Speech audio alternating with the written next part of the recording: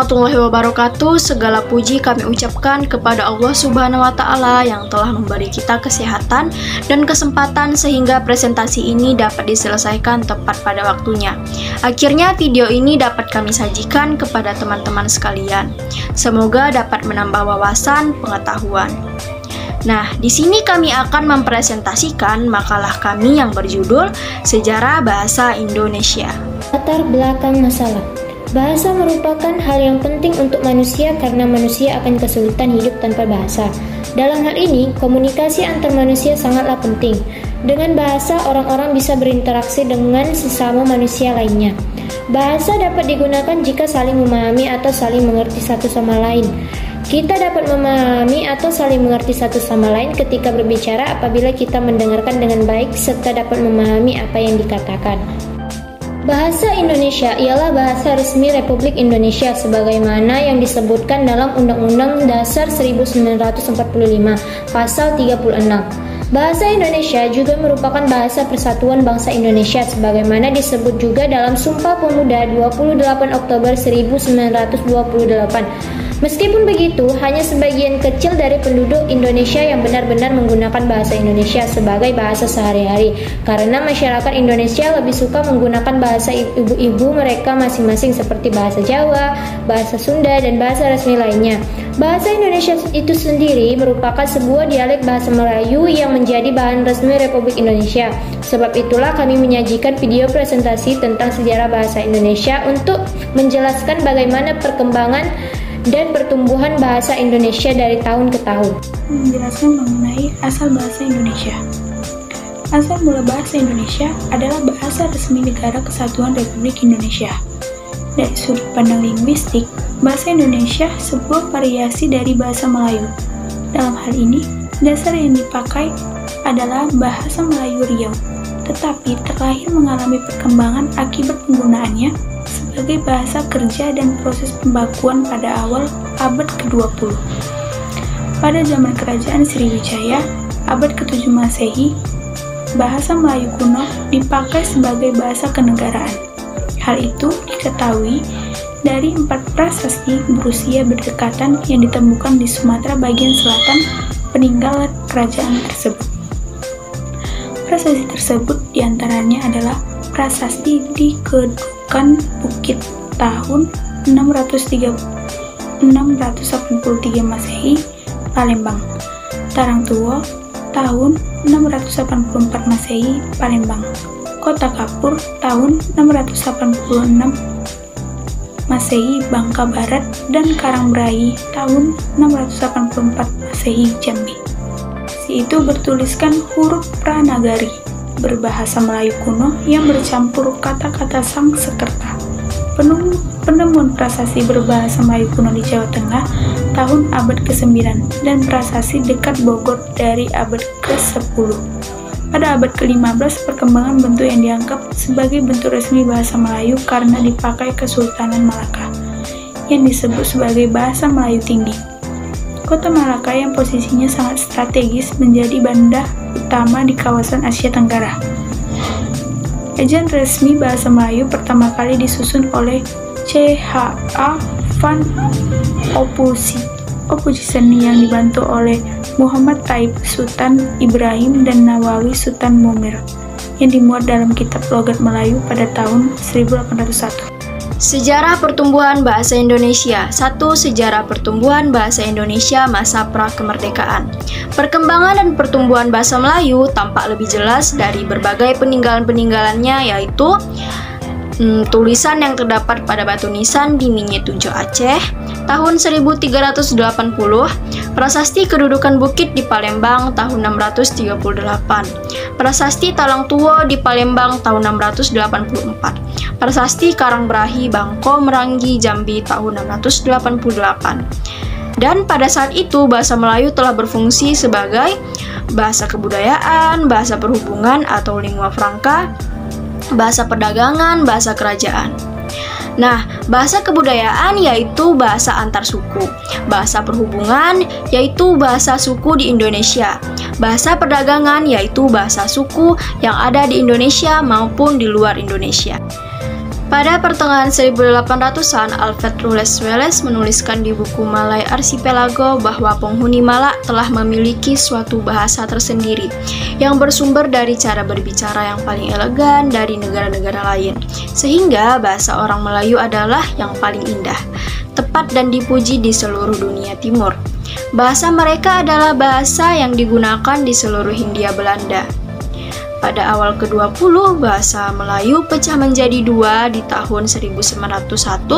Indonesia di bawah Belanda mengadopsi ejaan Van Ophuijsen, sedangkan pada tahun 1904, Malaysia di bawah Inggris mengadopsi ejaan Williamson.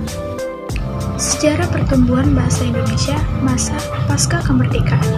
Bahasa Indonesia lahir tanggal 28 Oktober 1928. Pada saat itu, pemuda dari berbagai pelosok Nusantara berkumpul dalam rapat, dan para pemuda tersebut berikrar, kami, putra dan putri Indonesia, mengaku bertumpah darah yang satu, tanah air Indonesia. Kami, putra dan putri Indonesia, mengaku berbangsa yang satu, bangsa Indonesia. Kami, putra dan putri Indonesia, mengaku menjunjung tinggi bahasa persatuan bahasa Indonesia. Ikrar para pemuda ini dikenal dengan nama Sumpah Pemuda. Di dalam Undang-Undang Dasar 1945 disebutkan bahwa bahasa negara adalah bahasa Indonesia. Terdapat pada pasal 36, kini bahasa Indonesia dipakai oleh berbagai lapisan masyarakat di Indonesia. Dalam perkembangannya mengalami perubahan akibat penggunaannya sebagai bahasa kerja di lingkungan administrasi kolonial dan berbagai pembakuan sejak awal abad ke-20. Proses ini menyebabkan berbedanya bahasa Indonesia saat ini dari bahasa Melayu Riau maupun Semenanjung Malaya. Secara sejarah, bahasa Indonesia merupakan salah satu dialek temporal dari bahasa Melayu yang struktur maupun kesananya sebagian besar masih sama atau mirip dengan dialek temporal dulu seperti bahasa Melayu klasik dan Melayu kuno.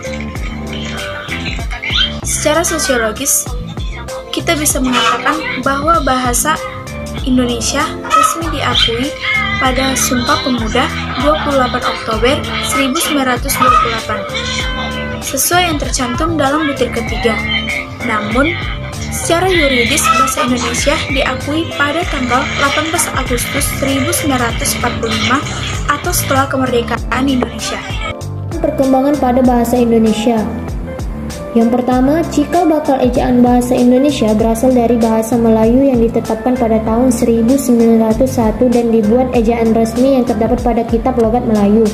Yang kedua, sebuah badan penerbit buku-buku bacaan yang diberi nama Komisi for the Volkslecture atau Taman Bacaan Rakyat didirikan pemerintah pada tahun 1908. Yang ketiga, pada tanggal 28 Oktober 1928, para pemuda dari beberapa daerah seperti Sumatera, Jawa, Sulawesi, dan lainnya dikenal dengan Sumpah Pemuda yang dimana salah satu butirnya sangat penting dalam perkembangan bahasa. Pada saat inilah bahasa Indonesia dianggap sebagai bahasa persatuan. Sebuah angkatan sastrawan muda dikenal dengan nama Pujangga Baru yang dipelopori oleh Sultan Takdir, Ali Syabana, Sanusi Pane, dan lainnya berusaha melawan kebijakan yang dibuat Balai Pustaka.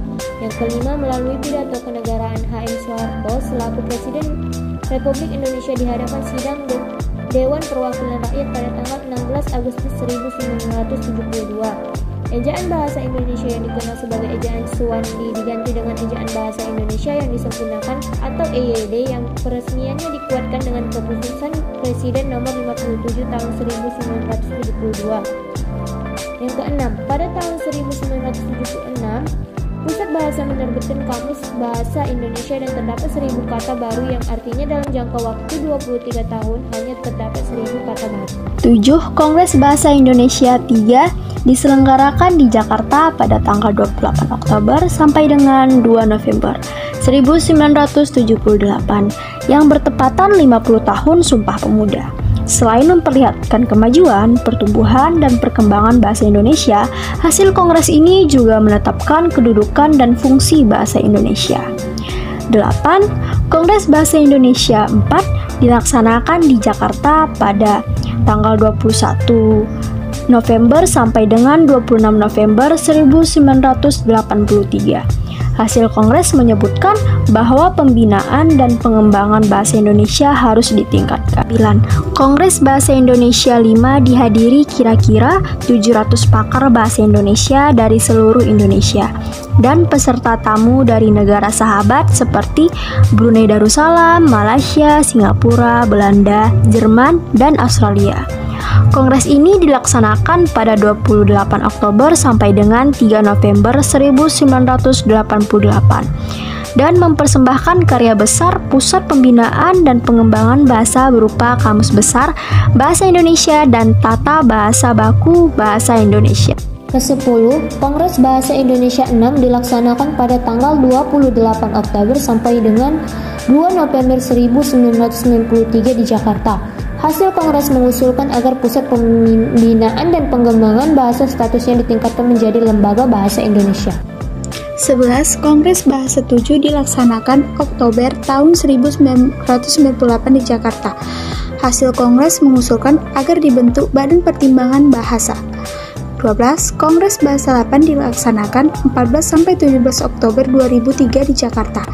Banyaknya negara yang membuka studi mengenai Indonesia mendorong panitia mengadakan pembuatan bahan ajar pelajaran bahasa Indonesia untuk para penutur asing. Hal ini dibuktikan dengan adanya 35 negara yang telah memiliki pusat studi tentang Indonesia di perguruan tinggi. Selain itu, akan dikembangkan uji kemahiran bahasa Indonesia. Periodisasi Bahasa Indonesia. Yang pertama, periodisasi sebelum Sumpah Pemuda tahun 1928.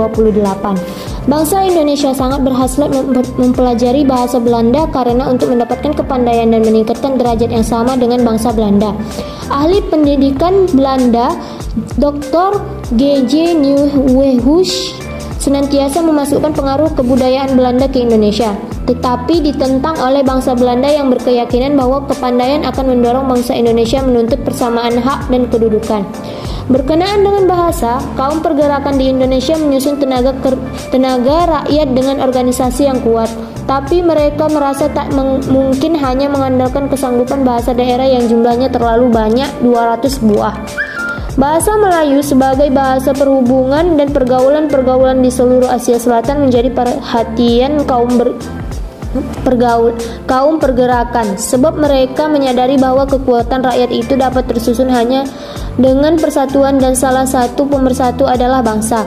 Periode Sumpah Pemuda 1928 sampai dengan Proklamasi Kemerdekaan Republik Indonesia 1945.